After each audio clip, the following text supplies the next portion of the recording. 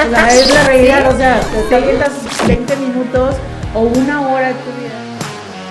Bienvenidas y bienvenidos a Neteando con Yajaira, episodio número 5. Mi nombre es Yajaira Aguirre, soy asesora en bienes raíces y actualmente tengo una agencia inmobiliaria de nombre Roma Real. El día de hoy nos toca hablar de las netas del arrendamiento y por eso invité a mi amigo, el licenciado Pedro Reyes, quien es especialista en Derecho Fiscal y Administrativo. Actualmente en su bufet ofrece el servicio de pólizas jurídicas de arrendamiento, pero eso les vamos a contar más adelante de qué se trata. ¿Cómo estás, Pedro? Bienvenido. Hola, Yajaira, pues muy contento de estar esta noche acá contigo.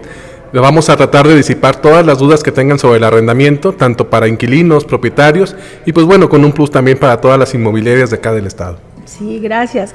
Es importante mencionar que el arrendamiento, créanme que no me va a alcanzar el programa para hacerlo, nos va a dar para hacer netas de arrendamiento 1, 2, 3, 4 y 5, pero bueno, ahorita nos vamos a enfocar en lo básico, sobre todo tú como propietario y tú como arrendatario, de lo que tienes que saber inicialmente cuando vas a alquilar tu propiedad o vas a rentar alguna propiedad.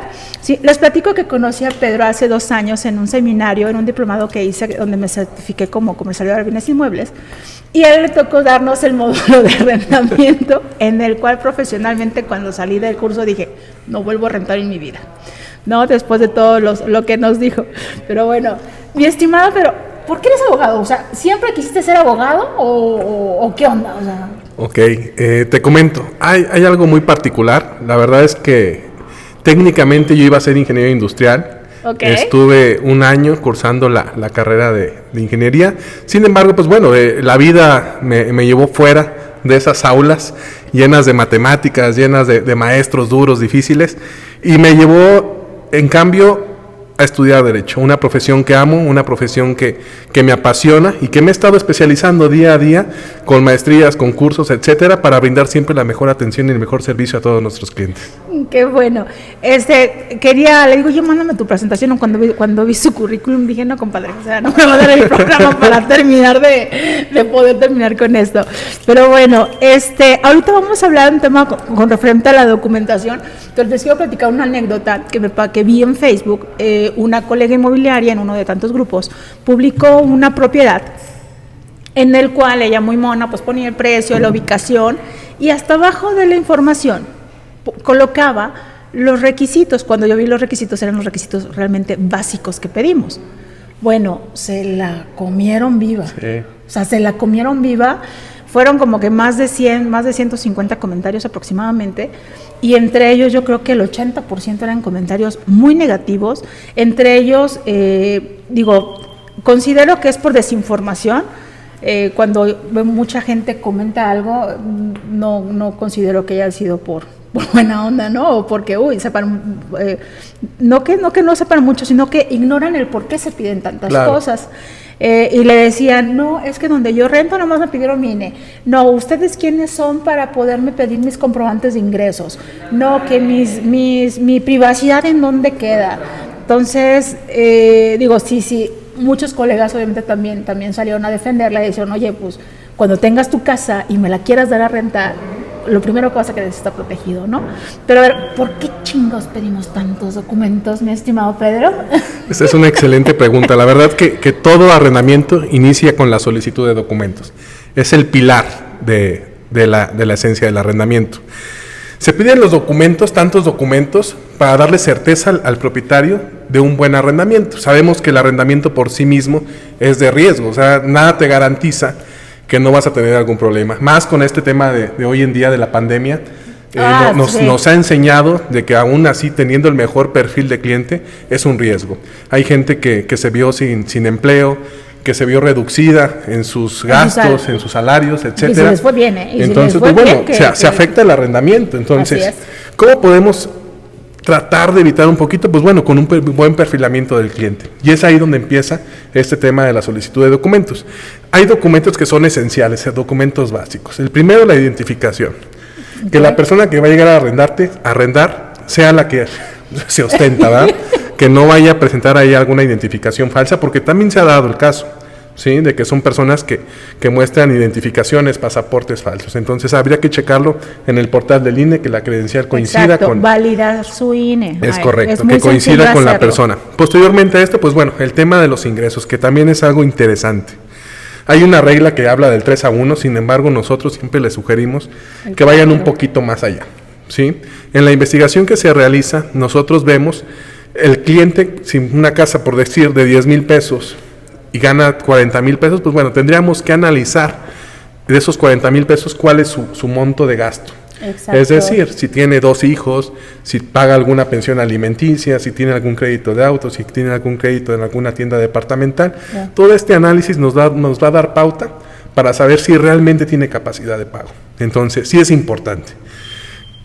A veces el inquilino, como nos lo dices, Yajaira, a veces se pone un poquito renuente, nos dice, oye, Exacto. pero ¿con qué confianza te voy a dar mi estado de cuenta? Exacto. Pues bueno, con un aviso de privacidad, en donde toda la información que nos den o les den a ustedes como Que de inmobiliarios, hecho todo va a inmobiliaria, estar todo resguardado. no nada más inmobiliaria, también cualquier persona que se dedique a este giro de manera independiente, es súper importante que cuente con su aviso de privacidad, como lo pueden hacer con cualquier abogado de manejo de derecho mercantil, les puede elaborar uno que vaya acorde a su estructura.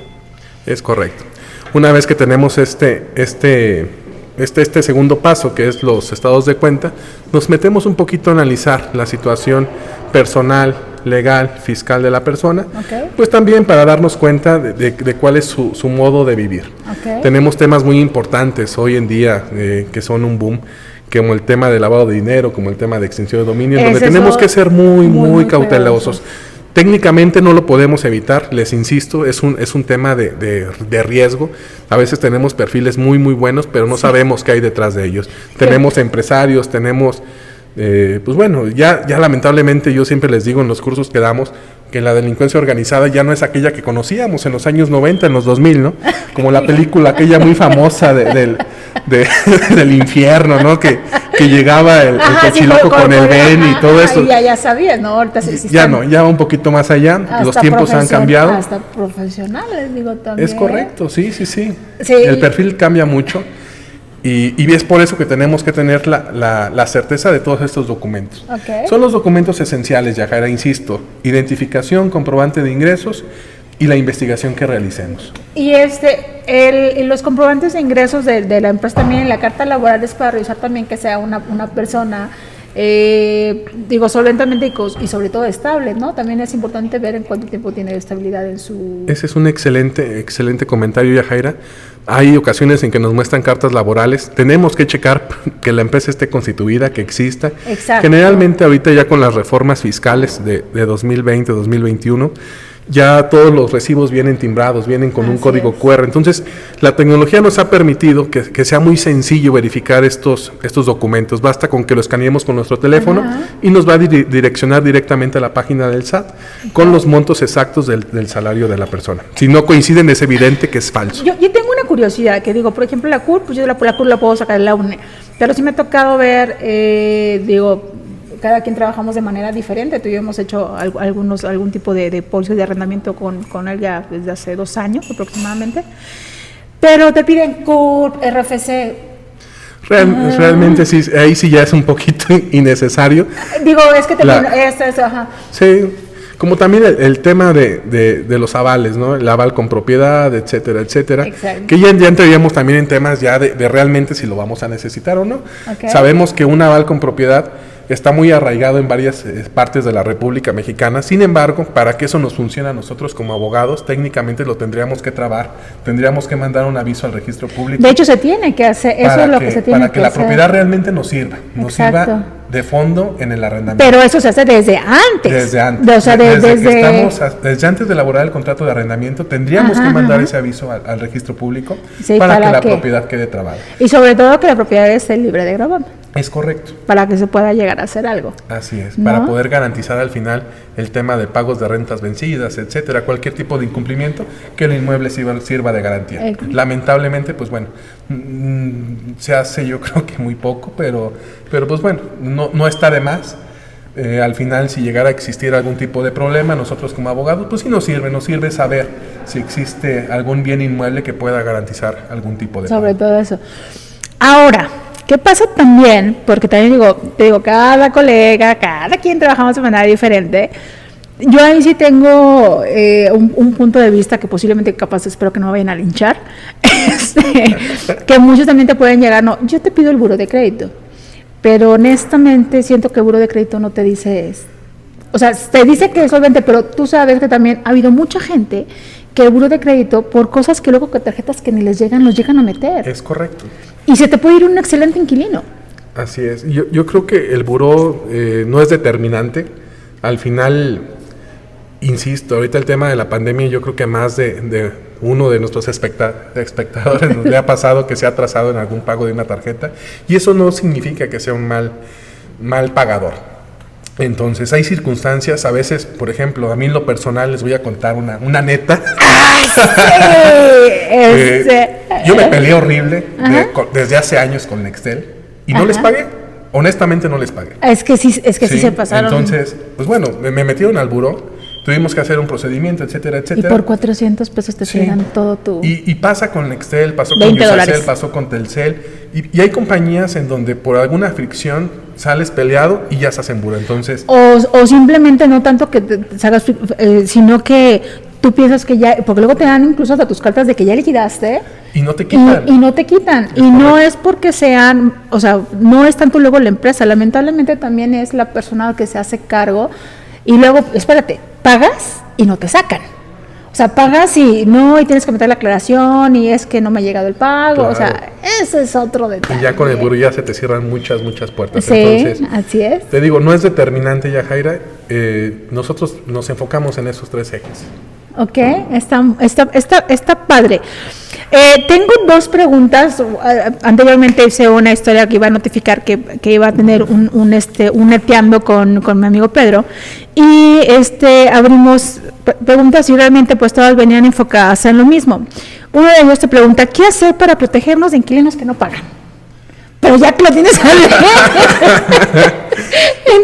Ese es uno de los mayores temores de todo el mundo. ¿Qué hacer cuando el inquilino no paga? Pues lo primero que siempre les recomiendo, si ya el inquilino tuvo días de atraso, pues a partir del 5º, 10º día, ya, alerta roja, así, los foquitos rojos, a todo lo que da. No permitan que se vaya a más meses de adeudo, porque ya va a ser bien difícil. Un inquilino que ya no te puede pagar el primer mes, el segundo va a estar más difícil. Okay. Si no tiene una renta, por ejemplo, de 10,000 pesos, pues al segundo ya te van a hacer.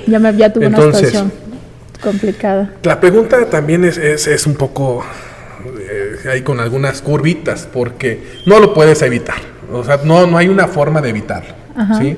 Por cualquier circunstancia, cualquier persona puede dejar de pagar. Por alguna cuestión personal, por alguna cuestión laboral, o de plano porque es un gandalla. Entonces, no lo puedes evitar. Sí puedes ir corrigiendo conforme la marcha, que es lo que les digo, a partir del 6º día pues, se prende esa alerta roja y le va solicitando el inmueble ya para que no se le acumule, tratar de hacer algún tipo de convenio.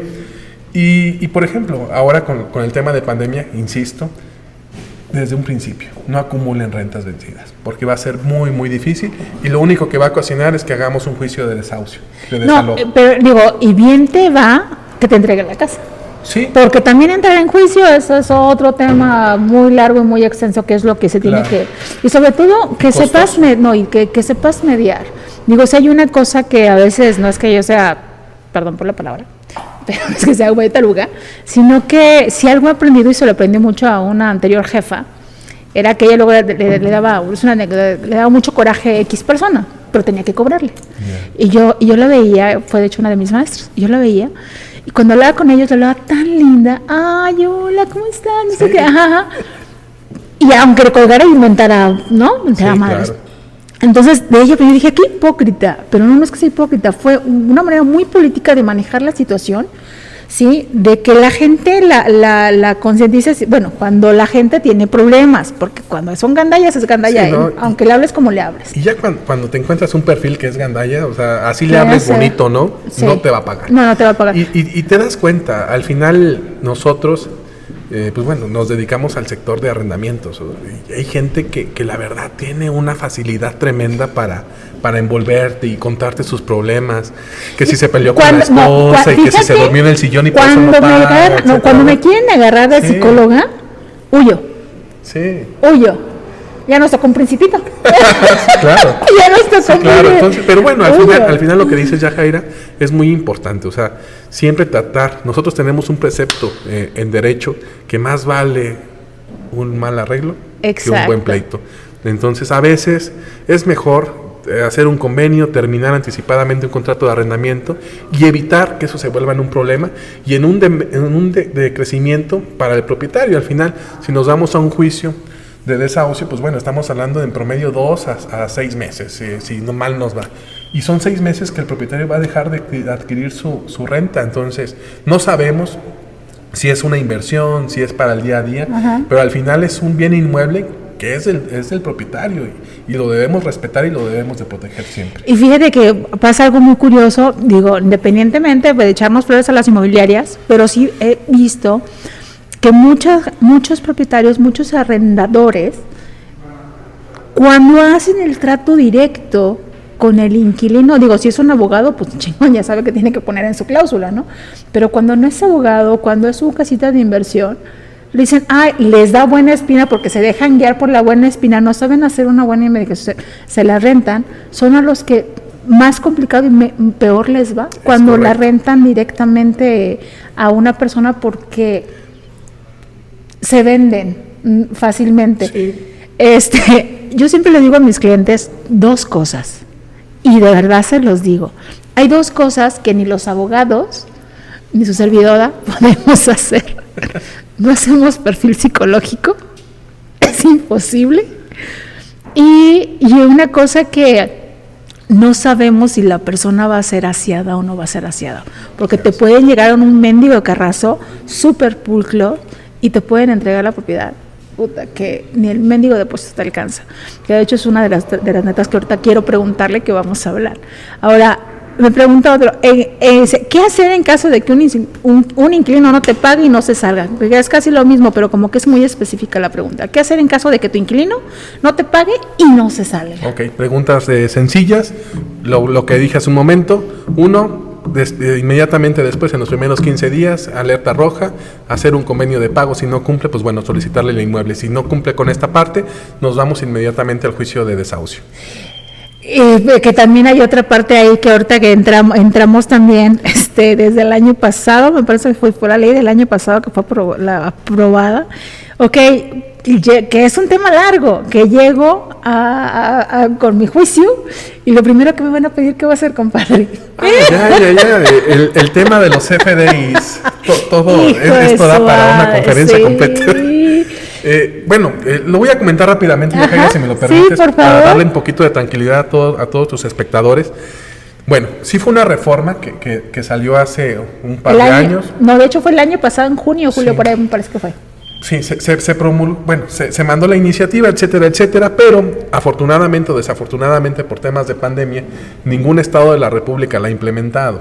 ¿Sí? Afortunadamente. Pueden descansar. Entonces, les voy a explicar un poquito. Todos los arrendamientos tienen obligación de emitir una factura, ¿sí? O sea, no es algo nuevo. Todos tienen obligación de emitir una factura. ¿Qué es lo que sucedió? Que la Secretaría de Hacienda y Crédito Público detectó una gran evasión de impuestos por este concepto de arrendamiento y trató de un poquito amarrar ahí.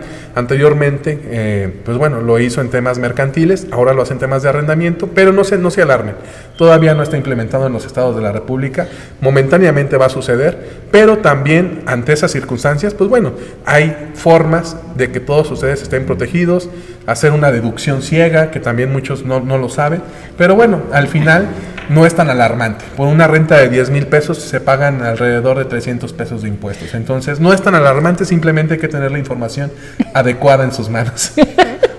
Bueno, aprovechando que él es especialista en derecho fiscal, pues por eso está dando esos puntos.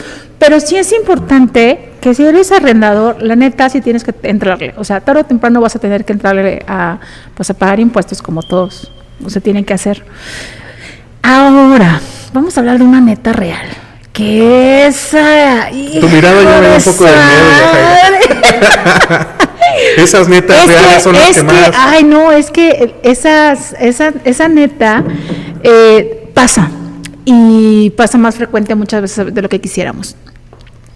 ¿Qué hacer cuando el inquilino, fíjate, tuviste un inquilino puntual, no tuviste problemas con él en todo el año, okay, ya nos pasó, no tuviste la documentación estuvo perfecta, llega el día que te llegan, o sea, que vas a entregar la propiedad, pero cuando la vas viendo resulta que ni el mendigo depósito te alcanza para arreglarla, compadre.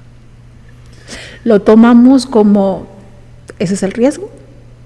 ¿O qué podemos hacer? Ok, excelente neta. ya de entrada ya voy ahí con el corazón ya. Sí, ya, tristemente te encuentras con esa situación. Pero bueno, insisto, al final hay que proteger el patrimonio de nuestros clientes, de los inmobiliarios. Así es. Y cualquier tipo de daño al inmueble, que no sea parte de lo famoso que dicen del uso común, porque también es subjetivo el uso común. Es que eso sí me pasa mismo, que sí tienen uso común, pero luego los... Es subjetivo. Yo siempre les digo que el uso común es algo para ti, Yajaira, pero para ti el uso común es que tu pared tenga nada más un clavito, y para mí el uso común es de que tenga las patitas de mi perro, los muebles, etcétera, ¿no? Y que todos digan, es común, porque yo soy un cochino. Que es exactamente lo que me preguntas, pero bueno, es aquí en donde nosotros vamos a intermediar y cubrir esos gastos, con la pena de nuestro corazón, de que aunque haya sido muy buen inquilino, pues bueno, se tendrá que pintar el inmueble, se tendrán que hacer las reparaciones necesarias. En caso de que no se cubra con el depósito, pues bueno, tendremos que cobrarle al inquilino. Pero ya le entregaste todos los pagarés, ¿cómo es reclamable? Técnicamente, aquí les voy a dar un tip, porque si haces eso, no tienes forma de protegerte. Entonces, al momento de la entrega, yo siempre les sugiero que retengan un pagaré, el último pagaré, ¿sí? Pero, ¿cómo lo voy a decir? Perdón que te interrumpa, pero, oye, si me estás yendo a pagar el último mes de renta, porque ¿con qué derecho te lo voy a retener si estás llegando a pagarme puntualmente? Nosotros les sugerimos que les digamos a los clientes, oye, al final, y si no es así, si se lo entregamos, pues bueno, se levanta un acta. Nosotros levantamos generalmente un acta de carta de entrega, le llamamos, y en esa carta de entrega vamos a evaluar técnicamente los daños. No sabemos cuánto nos va a cobrar el pintor, cuánto nos van a cobrar por resanar. Se hace la cotización y se dice, aquí está. En la carta de entrega hacemos que el inquilino como el propietario nos firme que esos gastos nos los van a hacer llegar en un término de 5 días. Y automáticamente la carta de entrega es un acuerdo de voluntades, ¿sí? Si tentativamente la renta es de 10,000, los gastos ascienden a 15,000, tú tácitamente estás aceptando que hiciste esos daños y estás aceptando la cotización. Entonces, si te niegas a pagarnos esa parte, Yajaira, tendríamos nosotros que hacer exigible esa carta de entrega, que al final es como un contrato y es un acuerdo de voluntades entre las partes. ¿Y cómo lo hago exigible? O sea, lo que estoy haciendo es... O sea, son 5,000 pesos, pero ¿cómo te los hago exigible? Porque si te contrato a ti, pero ¿cómo va a ser más pinche caro contratarte? ¿Para qué O sea, perdón, pero es neta. O sea, digo, igual y me van a linchar, pero es neta. Eso también es una muy buena, pues bueno, comentario, Yajaira, y ahí me van a disculpar todos mis colegas por este tip también que les voy a dar. Hoy vengo neteando. Y eso que no le puse piquete al café. En todos los estados hay una nueva figura jurídica que son las salas de convenios, ¿sí? Justicia alternativa. Entonces, con ese documento que nosotros firmamos, Yajaira, tú vas al tribunal, citan a tu contraria parte, y es totalmente gratuito. Entonces hay una pequeña diligencia, una pequeña audiencia en donde lo vas a hacer entre las partes y sin necesidad de abogado. Y se eleva un acuerdo, hay una fecha de pago y etcétera. Si incumple otra vez el inquilino, pues bueno, ya automáticamente vas a tener todo, absolutamente todo, para llevarlo a un tribunal y cobrarle más intereses, etcétera, etcétera. Pero bueno, una neta justicia alternativa. Muchas gracias. Bueno, todavía no llegaba la parte de que nos diera un regalo y prácticamente nos está dando algo muy valioso. Varios. Hoy vengo muy generoso. ¡Ay, por cierto! Quiero que les platique lo de la oferta. A ver, para ti, ¿cuál es la oferta de valor que tiene de vender un servicio cualquier inmobiliario? No voy a hablar de puros inmobiliarios o independientes, no, o sea, cualquier persona profesional inmobiliario, ¿cuál sería la oferta de valor que tenemos que dar? Ok, también muy bueno, hoy muy buenas preguntas. Ay, Bueno, pues dale, porque pues bueno, primero que sea un profesional. El sector inmobiliario tienes que capacitarte. Yo hago mucho hincapié en esto y gracias a ello te conocí en una capacitación que di. Sí. Entonces, capacitarte. Un inmobiliario tiene que saber absolutamente de todo. Tiene que saber de marketing, tiene que saber de imagen personal, que es algo que has venido haciendo muy bien, Yajaira. Gracias. Tienes que saber de derecho inmobiliario, Sí. tienes que saber de un sinfín de cosas. Entonces, eso te hace un profesional. Entonces, eso es lo primero. Que la persona a la que le vas a dar tu inmueble sepa realmente lo que va a hacer, cómo la va a proyectar, a prospectar, etcétera, etcétera. Entonces, esa es la primera parte. Segundo, pues que esté debidamente constituido, que tenga un lugar físico. Físico, importante. Entonces, para atender a sus clientes, que sienta el propietario esa seguridad. Al final no te está dando cualquier cosa, te está dando un patrimonio, te está dando pues, años de esfuerzo, ¿no? O inversión. Al final hay dos supuestos. O trabajaste mucho para comprar ese inmueble y lo pones en arrendamiento, o trabajaste mucho y son tus inversiones, pero al final es parte de tu patrimonio. Entonces, como propietario, tienes que sentirte seguro. Y pues bueno, ese es el segundo punto. Tercero, que esa inmobiliaria tenga alianzas comerciales. También es importante. Una inmobiliaria por sí sola, pues bueno, va a necesitar de alianzas comerciales con notarios públicos, con empresas que se dediquen a sacar créditos hipotecarios. Con brokers. Y también empresas como la mía, como Grupo GCI, que nos vamos a encargar de dar toda la certeza en los arrendamientos, que vamos a encargarnos de dar toda esa protección jurídica para que su inmueble esté totalmente protegido. 3 cosas muy sencillas, yo creo que es importante que un propietario vea. Por cierto, ya no nos va a dar tiempo de hablar de las pólizas jurídicas. Pero bueno, prometo que vamos a hacer uno especial de las pólizas jurídicas. Vamos a hacer otro que es súper importante. ¿Qué tienes que saber de la ley de extensión de dominio? ¿De qué se trata y de qué te tienes que cuidar? Y de la ley antilavado de dinero. Porque sí, esto es un tema que da para muchísimo más. Pues, sí, espero les haya servido esta pequeña charla, este neteando con Yajaira, y pues bueno, encantado de estar esta noche contigo. Muchísimas gracias, amigo. Nos vemos. Gracias por estar aquí, nos vemos en la siguiente. Hasta luego. Hasta luego. Es la realidad, o sea, te avientas 20 minutos o una hora de tu vida.